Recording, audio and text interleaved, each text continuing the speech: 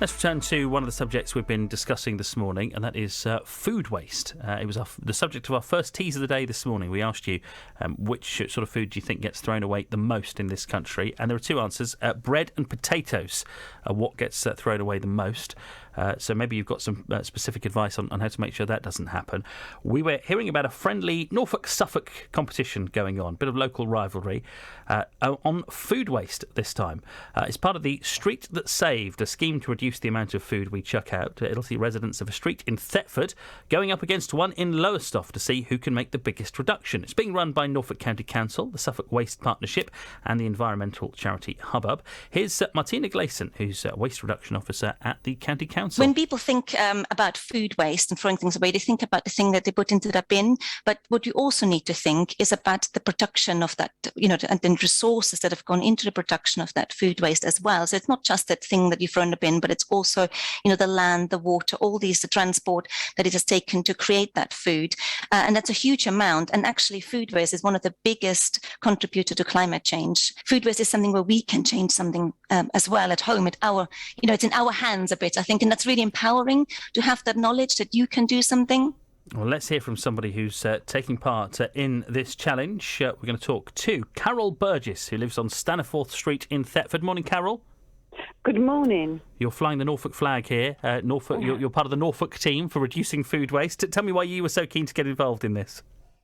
Well, basically because of because of the food waste and everything. Yeah, a lot of food being thrown away. So let's look at your kitchen then, Carol. What do you think is going to be the biggest challenge for you? What do you admit you probably throw away a bit too much of? Like I've been listening to you this morning, is actually the bread and potatoes. Yeah. Well, what happens then? You get to the point where the potatoes are sort of sprouting, do you? Yes. But what I have been doing is I've been making a lot of soups with the potatoes and other vegetables. Oh, that's a good idea, actually, having sort of food that you can go back to and make lots of batches of, and then presumably do you freeze it or keep it for... Yeah, you can freeze it, yes. So how many people are in your house then, Carol? There's only two of us. Okay, so when you go to the shops, do you obviously bear that in mind? Did you sometimes realise that you're buying too much food? Is that one of the issues? I've always bought too much food because I always used to cook for my dad and an uncle, which are no longer around anymore. Well, it can be difficult, can't it? Because when you're buying food in the supermarkets in particular, they sometimes sell these great big packs of things, don't they? And even if you want just a little bit, you have to buy a lot to get what you want. Yes, that's right. Especially like I was listening earlier on, they were saying like the salad. Where you buy salad in the packets, they could do with doing smaller packaging for the salads, because obviously like one of the packets, like sometimes like for two people, it's too much. Yeah, and there are lots of people who live on their own as well, and they're sort of buying the same things. Stay there, Carol. We're going to meet your opposition now. We've got Lorraine Legrice on the line, who is representing Team Lowestoft in this challenge. Morning, Lorraine. Morning, Chris. Morning, Carol. It's good to talk to you. Now, we should put cards on the table straight away here, Lorraine. You run a place called Uncle Sid's Zero Waste Shop in the town. Now, I think you're an advantage here, Lorraine. You've probably been cutting down on your food waste for years, haven't you?